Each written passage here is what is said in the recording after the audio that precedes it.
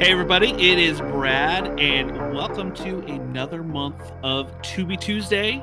It is the final Tuesday in October, so I'm going to go over some of our Tubi watches for the month.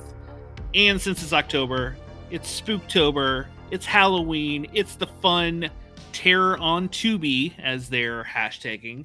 I had to bring in a guest to help me talk some of these interesting movies we watched this month. So I want to welcome in Drew from the Real Feels podcast. Welcome, Drew. Hello. You and I have become quite the Tubi pals, I guess we should say. Oh, I like that. Tubi pals. And for October, you took your horror, 31 days of horror, and you're like, I'm going straight Tubi for this. Right. Solely dedicated to Tubi. Okay. Which even our 100 Days of Horror has, some Tubi splattered throughout it. So, but yeah, this one is 100% dedicated to Tubi. And Tubi, I mean, for those who have never watched anything on Tubi or even know what it is, it's a free streaming service.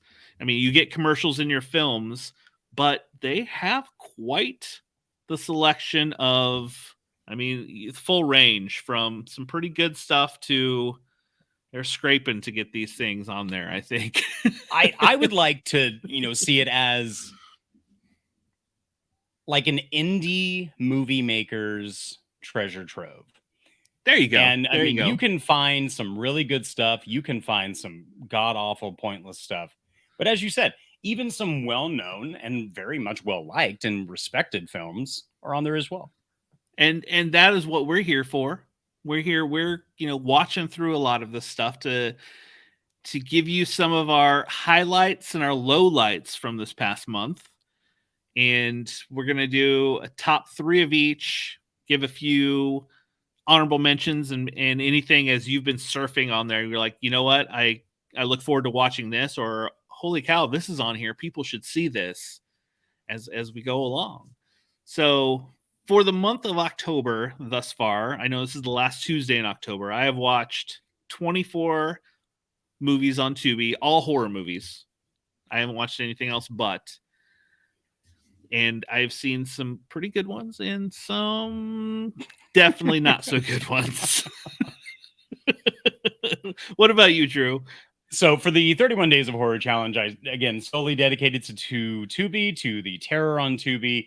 And more importantly, I also wanted to try and challenge myself to make it new watches as well. So right now we're getting 33 films so far. All right. Which hopefully come Sunday, I can round that off at 40. That's the goal. You're gonna. That's the goal. I'll make it 40. 40. All right. I'll make it 40. Yeah. I'm at 24. I'm hoping by 31 to hit just 31. That's my goal now. So perfect. So let's start at the bottom. It's what it was intended. That's right. Let's start at the bottom. Let's give some of our low lights through some of these films that we've watched on Tubi. We don't have to give them in any particular low order, as we could say. We could just right. What's one at the bottom of the barrel for you? One at the bottom of the barrel for me is 1987's Blood Lake, which clocks in at 82 minutes, featuring no one that I have ever known or seen. That's a lot of the movies I've watched, yes. But it is chock full of like 80s, like almost royalty-free kind of music going about it. More mullets than I could handle. Okay. And a very cringy, like 14-year-old kid who's always talking about getting the young other like 14, 15-year-old girl who's coming like to the lake with their friends.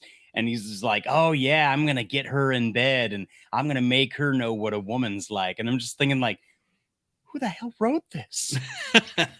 What is this garbage? The 80s were a different time, Drew. It was a different time. I get that, but but it doesn't play nice now.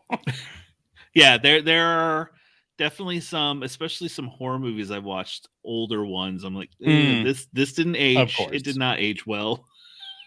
Of course. So Blood Lake. I have not heard of this one.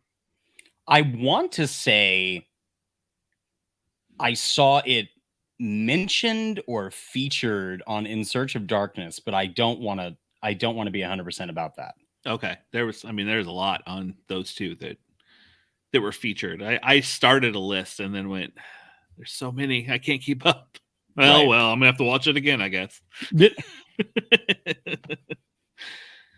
All right, so Blood Lake is your first one. My first one is anyone who watched last month.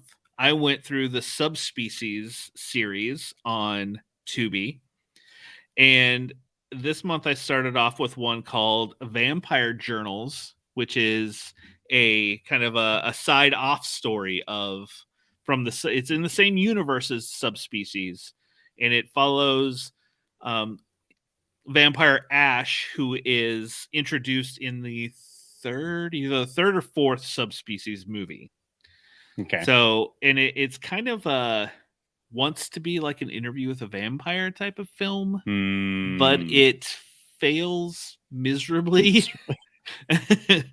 Most of the movie is full of a lot of voiceover, and it got to a point where like, why don't you just read the movie to me instead of right going through the, like, I like some, I don't mind some, but there comes a point I'm like, okay, come on, let's get going. And nothing really happens in the movie at all until at the end, the last few minutes, and you're like, oh, okay, cool. So it didn't wow me. And if you watch the Subspecies series and see, oh, this is another little side story, I'd say you don't really need to see it. It's not really worth your time. Yeah, no, it's not. All right, what else do you have there on the bottom? And so this might be the only one where we may cross paths. Oh, okay. So I have 2009's Hobgoblins 2. Oh God, that movie was so bad. It's 25 years later, and poor old McGreedy has been locked away in a mental hospital for his insane ravings about evil hobgoblins, as camp and crappy as the original. Yes, so that's one of the that's the official IMDb summary. This movie was bad. It was so really bad. And it countered almost everything in the lore that you learned about the hobgoblins from the first film. Because the first one was like, don't let them tempt you, because they'll give you your greatest desires and then they'll kill you. This one said, oh, they prey on your greatest fear. Yeah. And I'm just like, well, how did they? Why? Why is it switching? And now it's also, if you say the word hobgoblins, like it's like a Candyman thing. The only thing that I think was kind of like beneficial is that it was sort of meta in some places where they comment and say like, that's a dumb idea. Who would do that? And they're like, I don't know, probably some sequel decades later. And so, they're mocking themselves. Like they know it's bad. They have to know it's bad. And they tried to get different actors, which obviously they would get different actors, but it's supposed to be the same characters. And they still tried to carry on the same characters. And it's just, I don't know. Write a new story, something. Well, maybe they find old McCready's journal or something, but it took me a while to try to figure out, was this a sequel or was this a remake? Because you had the same characters doing almost the exact same thing. And not like, if it was a sequel, I would think they would remember hobgoblins, but then now, I don't know. Yeah, you still had the girlfriend and the army kind of like recruit, guy, and they're always banging in the bus, and you have the one guy who doesn't have the girl, but he wants to get a girl, and he's calling up like the dial a chick 1-900 numbers. Yeah, in the original one, he was calling the 900 numbers. This one, it's like the internet, Yeah, it's the yeah. chat thing, and like it was almost the exact same story, almost to a T. That's why I was Yeah, like, they just went to a mental hospital for it, did they and then go? they were Yeah, like medical students, right? They were yeah, like taking a tour of the mental hospital, and the dean of medicine was all like, "Don't come at me with this hobgoblin stuff." Blah blah yeah, blah blah blah. Oh my gosh, yeah. it was No, aggravating. it was not good, not good at all. Mm-mm. Well, that would have probably made my list, but Oh, I have a good 4, so I'll bump another one on so we can keep a discussion rolling. My next one is a current film from 2021. It is called Grave Intentions. It's an okay. anthology of chills, thrills, and kills. A practitioner of the magical arts teaches the basics of her craft. That's Hmm. from IMDb. But it had a couple good stories that they were okay. And there was one that was recycled from another anthology movie I'd watched a few years ago, and I was like, really? That's just lazy for But one.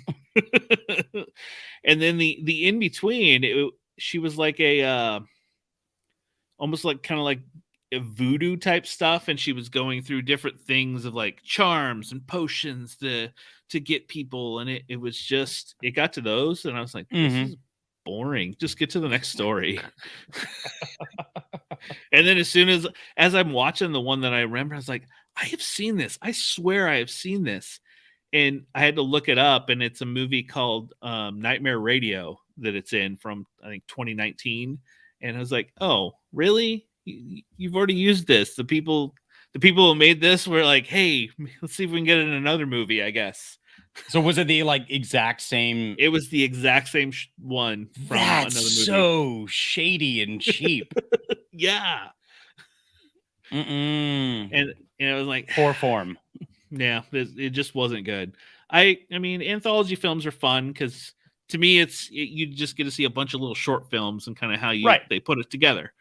I feel like you And get more money for your buck, especially if the stories connect. yes, yeah, in this, no, wasn't good. You can skip Grave Intentions. Ah. So Oh, what do you have after Hobgoblins 2? I mean, I don't know if you can Hobgoblins. go any lower. I can go lower, and it's with a recent watch with 2004's Skinned Deep. Now, IMDb summary says a family vacation is turned into a nightmare when they are abducted by a family of deranged killers in this Texas Chainsaw style comedy, sci-fi, horror, thriller, romantic drama. That's a lot. That's a lot, and Yeah. that's all there. It's one of the 31 Days of Horror that I have given a half star because you have to give some type of score. Yeah, you can't go any lower. Yeah, you can't go any lower, unfortunately. But this thing is a literal, like, what the fuck is happening? Okay. I don't fully understand like what they were trying to achieve. Um, I mean, I get the fact that, like, okay, cool, like the tire goes out on the van and they have to go and try and find help. And the dad goes to a diner and says, "Hey, our tire went out. Do you have a tow truck?" And she's like, the lady at the diner's like, "Oh, I don't think you're gonna get anybody at this time of day, but bring your family on back here. My house is just across the way. You guys are free to come to supper." And he's like, "Well, thank you. You people are so nice out here." That always ends well in a horror movie. And so, I mean, like he brings them back to the house, and I was super excited for this movie because I saw that Warwick Davis was in it, and I was like, "Yes, Warwick Davis. How can you lose?" I haven't seen Warwick Davis in a horror movie. Like, I mean, obviously Leprechaun, but like since Leprechaun, great. Wrong. Horribly wrong. So they go Is to he in dinner. it for for like a minute? No. Oh, He's in it. He's in okay, it okay. through like I want to say like 3/4 of the film. He's in it. So they go to dinner, and then as they're sitting down and eating dinner, the lady who owns the diner introduces them to this creature called the Surgeon General. And he's the monster like that's on the poster art. So he's got like big goggles and this like bear trap kind of mouth. And then you see Warwick Davis sitting in like a white straitjacket type thing, and he has like white paint, but like really like thin white paint on his face. And they're like, so that's the Surgeon General. This is plates. Plates. So plates, like that, Okay. a plate that you eat off of. Okay. And then this guy walks in, but he has like a covering over his head, but his head is massive. And they're all like, and this is brain. And you're like, okay, I guess so. So you find out like that the Surgeon General comes to life, kills the dad, kills the mom. Warwick Davis jumps up from his like high chair, and he pulls a ceramic plate from like a holster that's attached to his back, and he throws them like Odd Job throwing a hat. I think I need to watch this movie, Drew. Oh, dude, you better be drunk, high, or both. Don't tread lightly, because it's so crazy. It's like a mixture of as the summary said, it's like a mixture of trying to be like Texas Chainsaw Massacre, and then suddenly they go down below like certain levels, and it gets like a House of a Thousand Corpses types of vibe. It's bonkers, to say the least. I might have to add this to my my watch list for next month. Good, you can feel my pain. Yeah, This get it crazy and like something that could just be enjoyable. I don't know. Oh, I But don't you I put don't it know. in your low light, so I don't know if enjoyable is the word, but if you want to watch it for Never Seen November, you get on that. All right, maybe I might add it to the list. We'll see how I'm feeling. All right, so my final low light for the month is the final film in a franchise. I rewatched the first one and watched all the sequels for Wishmaster. Yes. So Wishmaster 4, The Prophecy Fulfilled from 2002. And here's the quick synopsis from IMDb. This time, the Jinn unleashes his undying love for a beautiful woman in his final attempts to unleash his brethren from hell. This one was, out of all of them, like 3 was pretty bad. I was like, it can't be worse than 3. Oh, they got worse than 3. Like this time he did. He fell in love with this girl and wondered if he should grant her wishes to fulfill the prophecy because, you know, he's in love now. And I'm like, what the hell is going on here? Have you seen all of the Wishmasters? Or I have, and I own all of the Wishmasters. I mean, here's the thing. Yeah. When you have the consistency of at least keeping the same actor as the Jinn, when you have Andrew Divoff playing the Jinn, he's perfect. I mean, just that when he's in human form, that smile, and Yes. he just like stares at you, and he he just just like he doesn't blink, and No. he's just, like, he's got And he that has look. that deep little voice where he's all Mhm. like, "Is that your wish?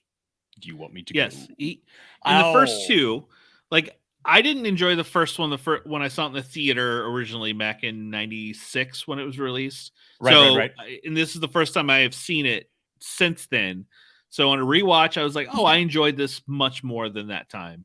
And the second one, although not as good, it was still enjoyable, and it was mostly for him. It was, you know, 100%. he makes that character. Oh, yeah. And then when you get to the third one, they change it. And it's like, Yeah. oh, Yeah, this guy is not as good. They changed it to what's his name? Something Novak.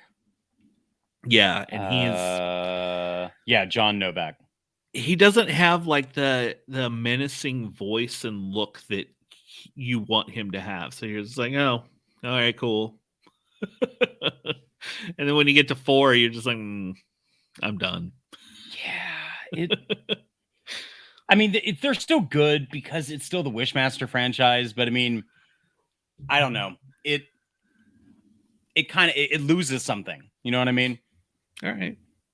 Okay, let's enough with the bottom. Enough of the bottom. Let's flip the script here and move to some of the ones we've watched in the top. Some of our favorites from this month. I'm not, none of these are like 5-star movies, but these were fun. Mm-hmm. So give me one that was fun to watch this month.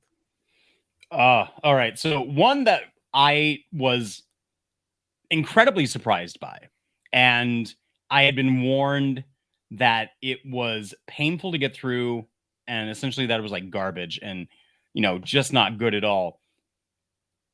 Big Ass Spider from 2013. It was good.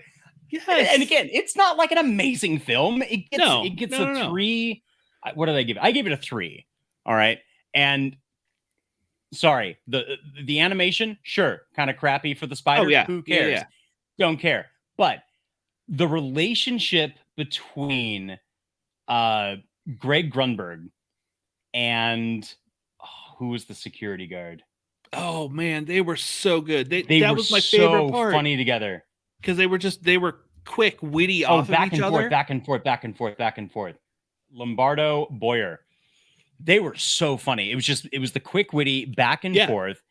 And frankly, seeing Lynn Shay in a tiny little cameo where she's hitting on him and all she pays him is in fruitcakes. It was campy. It was funny. Pleasantly surprised. I say go for it. I was the same because you suggested it because we had a discussion of 8-legged freaks right last time we got together, and I was like, well, is this a good thing to watch with it? And you know what, it was fun. The animation was bad. It was very much like if anyone has ever watched movies from the Asylum, they usually go to the Sci-Fi Channel.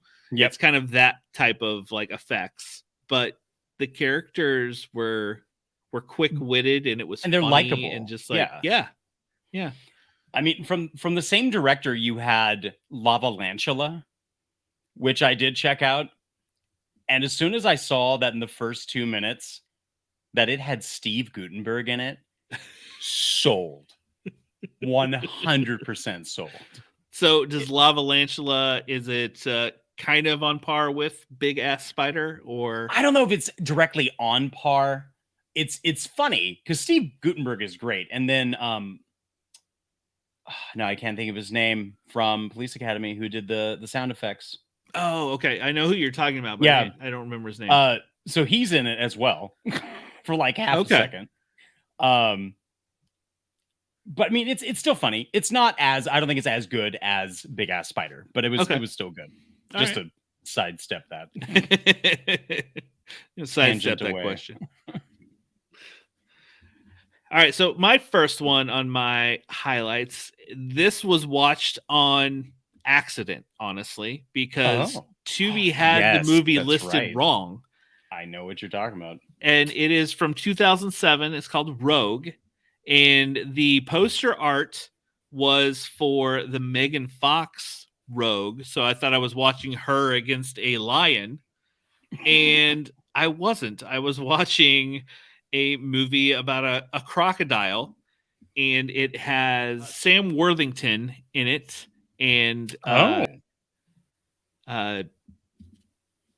Raja from Silent Hill, if you know who I'm talking about. The main girl from Silent Hill. Oh, yeah. Raja Mitchell. There you go. She's in it. And I was like, okay. It took me, 20 minutes to realize I was watching the wrong movie because I was waiting. I was like, okay, when does Megan Fox show up? And she never did. It was just a crocodile. but I was like, all right, I'm in. You got these two actors. I'm all for it. And it was actually very enjoyable movie. It had some decent effects with the crocodile. A lot of it is at night, I think, to try to cover up some of their Oh, sure. effects.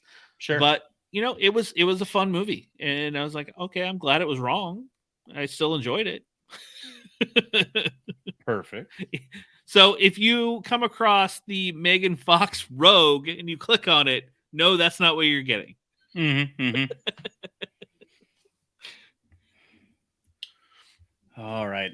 For my second one, and this is one that I know I probably should have watched it far sooner. And the fact that I had to like go and randomly find it on Tubi, again, not to besmirch Tubi in any way. But 2013's Odd Thomas. Okay. So I had never seen Odd Thomas before. It was really nice to get another film with Anton Yelkin. Super fun. It kind of reminded me of like an extreme version of The Frighteners in a way, because he can see. Have you ever seen it?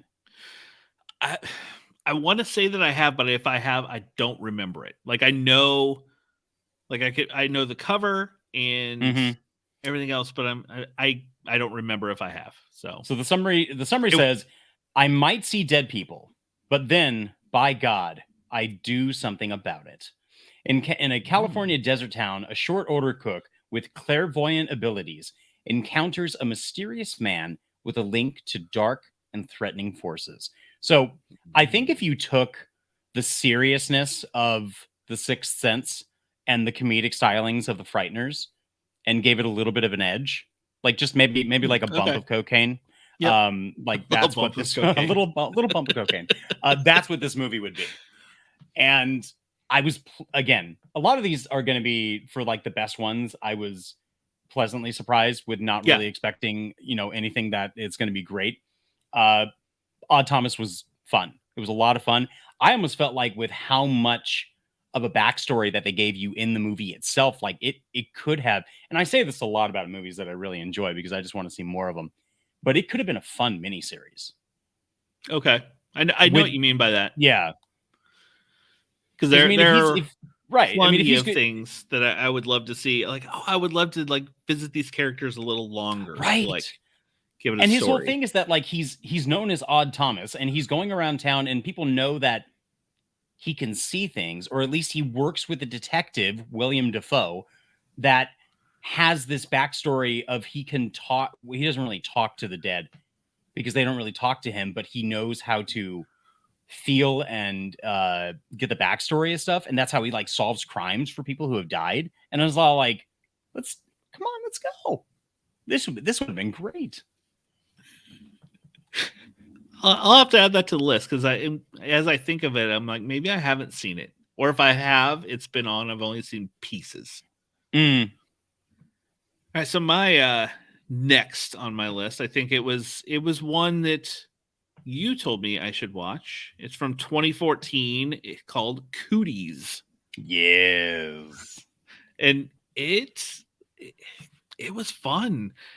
Here's the quick synopsis. A group of elementary school employees fight to survive an outbreak among students that turn them aggressive and cannibalistic, aka zombies, more or less. Zombie children. Yes. And you have Elijah Wood in this movie. You have who's all in this? I mean, it is quite the cast. You in this film. have Dwight from The Office. Now I'm trying to look at your poster and like remember like who's all in it. Oh yeah, it's right here in the corner. But it's a fun movie. Yes. And as I think as prominent as you would see Elijah Wood obviously in it, trying to like solve the situation and get everyone out alive, like the awkwardness that is Elijah Wood still plays through. And it's absolutely. And it's still fun. Like it works to his character to be weird and not prepared. All of the characters are very weird and quirky, and they're almost like tropish. Yeah. Like, I mean, yeah. Yeah, like with the guy who plays Dwight, he does He's like like, he's like the gym teacher. yeah, exactly. So he's wanting to like be like macho man about everything and take down the kids, and they're all like, they're still children. He's like, no, they're not kids anymore. Like Yeah. we could kill them. Yeah, it was one that you had suggested, and I was like, you know what, I'm gonna check it out. I want something fun, and it was just that. It was just what I wanted it to be, just a fun movie to watch. Exactly. So, check out Cooties. So coming up at the top is a very indie horror film, but it had me laughing the whole way through. It is 2016's Karis Hell. Carrot. Oh, okay. I know. Karis Hell. I know the movie. I know the picture, the cover. The picture, yep. But I have not seen it. So Duke hates his job. He has to let kids climb on his back and ride him for hours every single day. But one brat finally pushed him too far. Duke has broken free of his ride and is on a bloody rampage of revenge. He's going to murder that kid and anyone that gets in his way. Ooh. Mind you, Duke is a carousel horse, and he is tired of your shit. This movie gets the highest of my. Actually, no, sorry, it's tied with Odd Thomas with 3.5 stars. Okay. I found it absolutely hilarious. It's not a top-notch film in any way, shape, or form. But the dialogue that Duke has as a character, like where he's talking to himself, like someone gets in his way and he like runs his unicorn horn through their gut and they fall over dead and blood's still dripping out the horn. And he's all like, now, where was I? Oh, yes. Time to kill that kid. It's delightfully bad. And when I posted it on Twitter, the director saw it and was all like, "Oh, hey, thanks for watching it. Are you looking forward like to Carousel 2?" And I was like, "Carousel 2?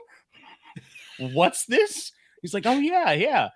It's gonna be coming out soon, but you can order a DVD or Blu-ray here." And I was like, "Yes, sir.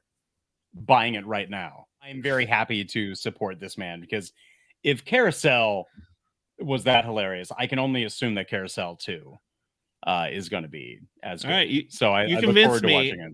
to add it to my Oh, list please because do. I've seen the Please cover, and the cover. Here's what I've learned. I've learned that I cover watch a lot. Like I'll be like, "Ooh, this is a cool cover." I watch it. Cool cover. Exactly. Shitty movie. Well, okay. More often than not, you are correct. Yeah. More often than not, you are 100% correct. And that's actually what I've been doing mostly with this 31 Days of Horror. If it's a great cover and a cool title, I'm going to go for it. And that's what I've been doing. I've been going in blind for all of the movies. But I mean, like, if it's something like Odd Thomas and I've like recognized the name, cool. I just know that I need to watch it. To like kind of tangent back to like the worst list, I had another one that was called Invicta, but also known as Killer Ants from 2009. Poster art looked great. That movie was garbage. Yeah, it happens a lot. Yeah. All right, so the last one on my highlights was also suggested to us, to both of us in our group that chat we're part of. Chris Yaney told us we needed to watch Tarnation, or as it's listed on Tubi, Creature Cabin from 2017. And quick on that is a woman travels to a remote cabin rumored to be haunted, where she must battle against demonic monsters, cultists attempting to create hell on Earth. So it's very much a paging Sam Raimi. Exactly. Very much an Evil Dead-esque movie. Like there's even Evil Dead posters hanging on the walls. Oh yeah, as they're going through. Like they're like, yes, this is what we're trying to be, and we're not trying to fake this. No. and I had fun with it. I thought it was really funny. The flying creature. The black unicorn, or Yeah. the thing inside the cabin. No, the unicorn with wings slash female body that Yeah, was like show up from time to time. I'm like, well, what the rising up hell is out of this? like the bloody Yeah, like puddle. it's all weird. It's all strange, and I was like, I'm all in for this. This Hmm. because it gave me that Evil Dead feel, which they weren't shying away from that at all. And I'm like, all right, you gave me that feel.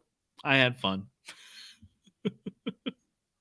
I think you watched it as well. Did you? Didn't you? I did watch it after you said you were all like, you gotta watch it, you gotta watch it. Uh, And it was fun. I mean, I found certain things of it to be like kind of binging on like the blue humor, a little bit of cringe, but it was still, I don't know, humorously, tastefully done in some ways. I did enjoy the fact that like, and spoilers for anybody obviously who's going to watch it, that the girl possessed by the demon literally fucked him into hell as they sank into the carpet oh yeah, rug. yeah, yeah.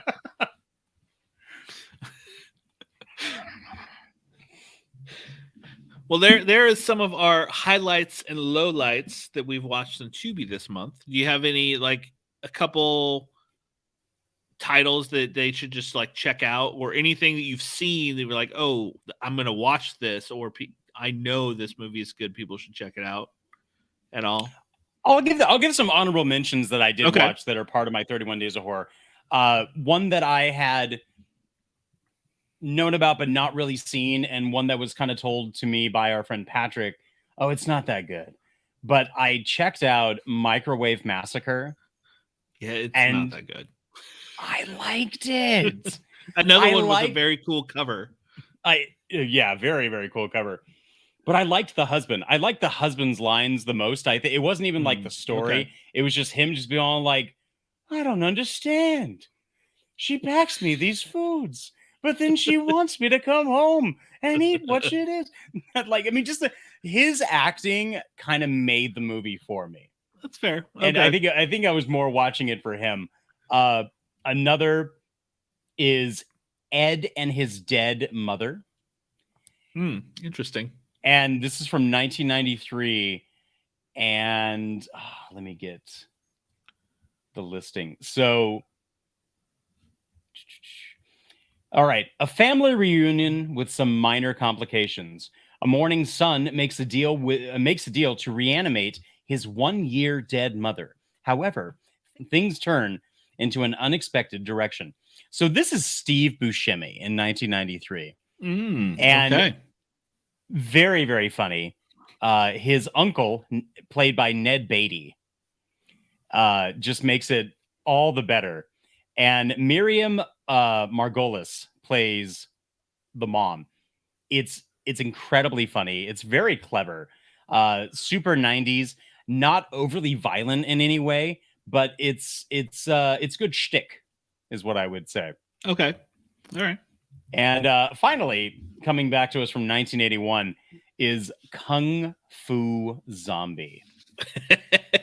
And Kung Fu Zombie is all the martial arts stuff that you want, plus zombies. And it just makes it so much better. There's revenge. There's a man who dies and is constantly taunting and like antagonizing a priest to put his body or his spirit into another freshly dead body so he can seek revenge. And it's just comical stylings back and forth. It was a good time, and it was dubbed. So I mean, it made not having to read subtitles as well, but very very enjoyable. It was a good Okay. popcorn movie, as I say. Okay. I just have a couple honorables. One is, I mean, you always can do no wrong with, you know, the ice cream man and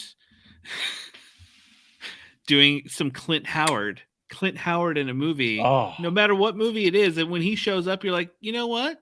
It adds a little like sunshine to my film. So Clint Howard and the Ice Cream Man. I hadn't seen it until this month, and I quite enjoyed it. So good. Yeah, another one is a Tubi original movie called Swim, and it is actually put out. It's distributed by the Asylum. Speaking of them, so you kind of know what kind of creature feature you're getting, right? And it's kind of like Crawl, but with a shark. If you've gotcha, there's a storm coming in, but then there's a shark coming as places are flooding, and it's not good, but it's enjoyable. Let's just put it that way. That's fair. That's fair. And then my final one I watched today. You're going to be very happy for this, and that's the original Slumber Party Massacre. I had never seen the original until today, and it's on Tubi. The first two are on Tubi, and the second one is something to behold. But the first one was really not the third one. The third one is not something to behold. The second one was just, although I rated the second one higher than the third one, but yeah, the second one is just, they're all a little something. They're all a little something. But the first Slumber Party Massacre probably is the shortest movie you've watched. Yeah, it was only like an hour and 15 minutes, I think. Yeah. Mm-hmm. Yeah, but it was some good entertainment. Yeah. Well, I know as I was surfing through, there are two movies that people, if they're on Tubi, should watch. And one of them is Feast, because I absolutely love that film. That was one of my contenders for my top 3. And the other one that I found out is on there is one of my favorite indie movies, and that is Candy Corn. Anyone who knows me knows how much I love this movie. I know a lot of people don't, but I am a big fan. And I can attest. Brad absolutely loves Candy Corn. He's spoken with the director, and he's talked about it a lot. I have also seen Candy Corn. I enjoy it. I'm not like as a diehard fan as Brad, but I liked it. I liked what it was. I liked the whole like, you're not gonna treat us like people. Okay, we'll show you what carnies can do. Yeah. But I saw that it was on there, and if you haven't seen it, definitely check it out, because give it a watch. I highly suggest it. Well, Drew, I want to thank you for doing this month's Tubi Tuesday with me. And before we wrap things up, where can people find your lovely face and voice?